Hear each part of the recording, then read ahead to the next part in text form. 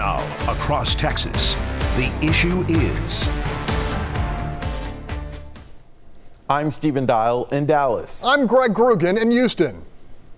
And I'm Rudy Koski in Austin, and this is Texas, the issue is. Texas Senator Ted Cruz is one of the most polarizing figures in Congress. You either love him or you hate him. I sat down with him at Norma's Cafe in North Dallas to talk about the mess in the House, the border, and his competition in 2024. Let's go with the elephant in the room. The drama in Congress, specifically the House. What are your thoughts on what's transpired in the last few days? Well, look, I don't like seeing chaos in the Republican House. I think they're doing a lot of good, and so that's a mess. That being said, it looks like we're going to have a new speaker, and I hope we get someone who's a principled conservative, who is a strong conservative leader. Do you think that rule is acceptable, that one member of Congress is able to bring up the vote? Do you think a small number of Republicans should have been able to basically kick out the Republican speaker? Look, I think the House will figure out its rules, and one of the things that I'm staying out of the House leadership fight. I got enough fights on the other side of the Capitol and the Senate that I don't need to be in the middle of that. I think the House should have impeached Alejandro Mayorkas. You know, Mayorkas is the Secretary of Homeland Security. He's presided over the worst crisis at our southern border in history. It's never been this bad. 7.6 million illegal immigrants flooding across the border. It is hurting Texas badly. He is utterly defying the law. And I think the House should have impeached him and sent it over to the Senate for a trial. And I hope with a new speaker they'll do that. And Mayorkas just made recent comments about saying that now there's an imminent need or threat in the Biden administration's terms, and actually is calling for some type of structure to be built.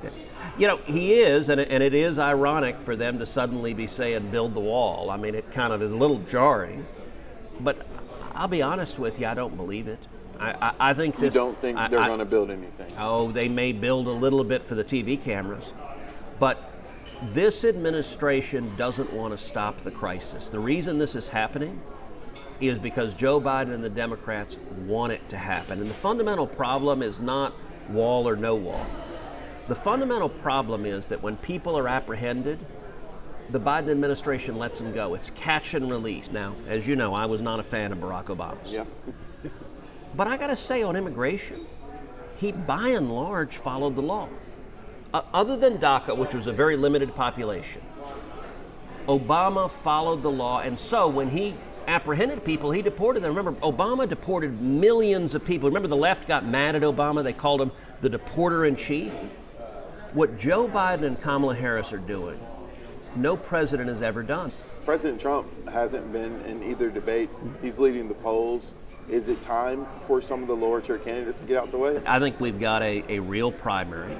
I am good friends with all of the candidates running. I think it is mostly a two-man race between Trump and DeSantis. And I think the voters are going to decide. And I think we'll see a real race shake out. 2024 also for you is going to be a big year. Yeah. You're possibly going to run against Dallas Congressman Colin Allred or San Antonio State Senator Roland Gutierrez. Who threatens you more? Oh, look, there are a bunch of Democrats running. I guess I should take that as a compliment that all these Democrats are eager to run against me.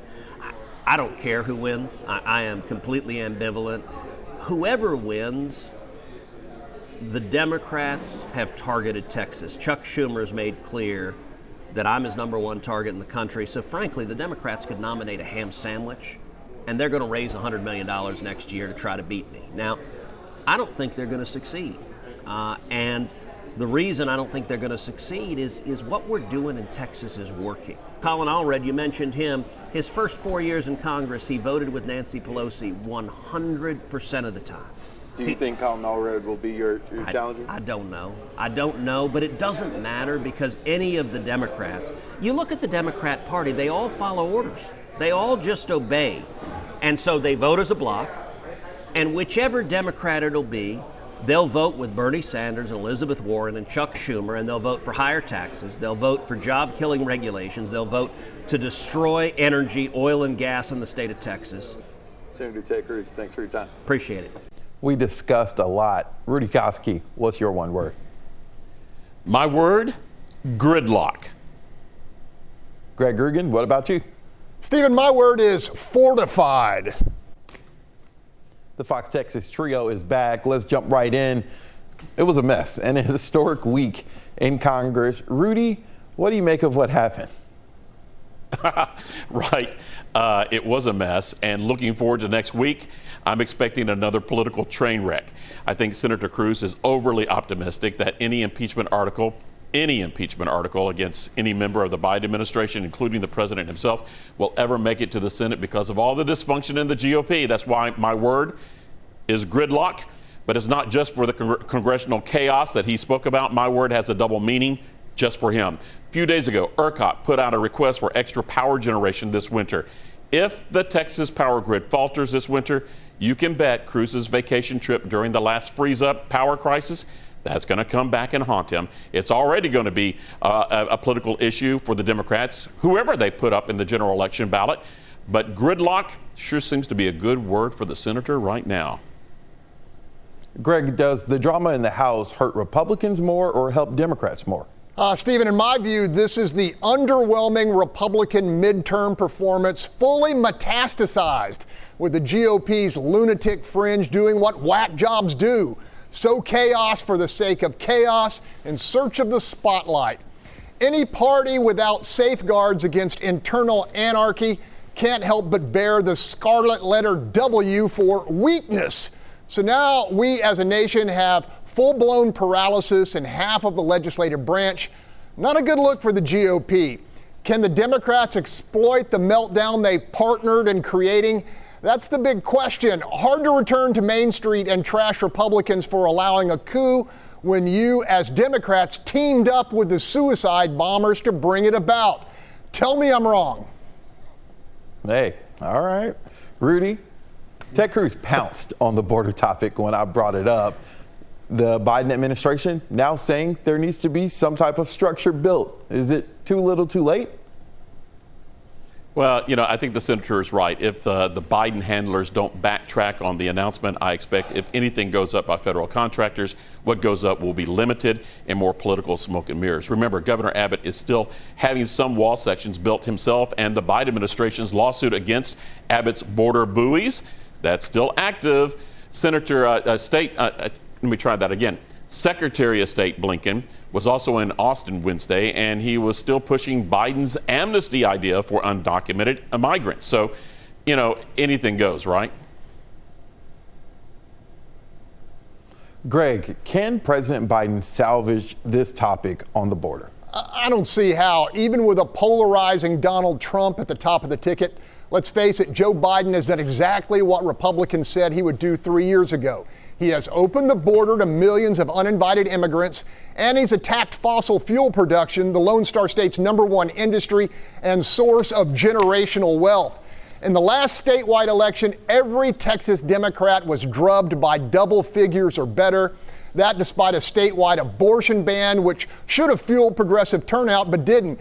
Biden's border czar still hasn't laid eyes on the Rio Grande, and to top it off, the president is seeking a national ban on semi-automatic rifles. Stephen, even Rudy can see that's a bridge too far.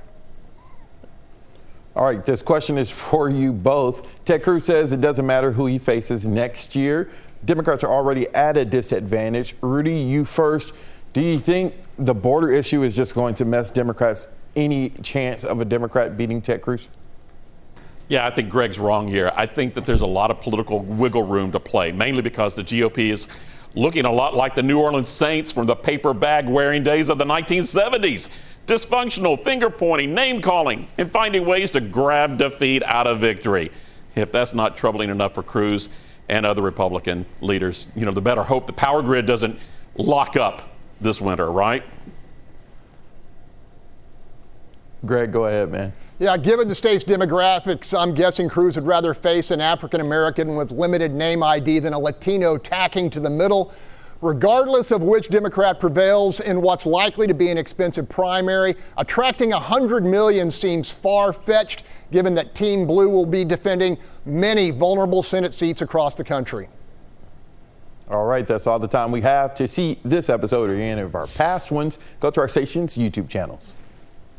and keep this conversation going by reaching out to us on our social media.